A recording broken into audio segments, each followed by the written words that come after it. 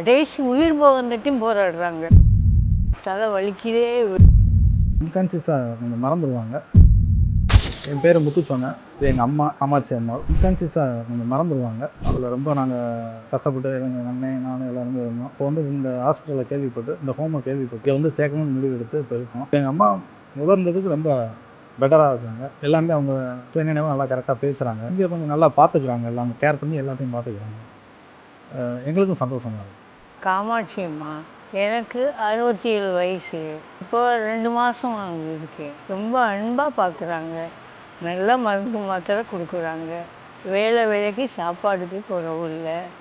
நல்லா எல்லா வசதியும் பண்ணிட்டு இருந்து டாக்டர் 2 தடவை விசிட்டிங் வர்றாரு, பார்க்குறாரு. எங்களுக்கு மருந்து ஊசி மாத்திரை எல்லாம் கொடுக்குறாரு, சொல்கிறாரு. சந்தோஷமாக தம் வீட்டு பிள்ளைய மாதிரி பார்த்துக்கிறாங்க. ரொம்ப நல்ல ஹோம் இது. இதில் வந்து பயம் இல்லாமல் சேரலாம். ரொம்ப போராடினாலும் கடைசி உயிர் போகிறதையும் போராடுறாங்க. எல்லாம் ரொம்ப நல்ல ராசியானது. நான் ரொம்ப வீட்டில் கத்தி இருந்திருக்கேன். இந்த நோய் வந்து தலை வலிக்குதே, வெடிச்சிரும்னு சொல்லி கத்தி கண்டபடி பேசி என்னை இப்போ இங்கே கொண்டு வந்து விட்டதில் எல்லாத்துக்கும் எங்கள் குடும்பத்தில் சந்தோஷம். எனக்கும் அதை விட சந்தோஷம்.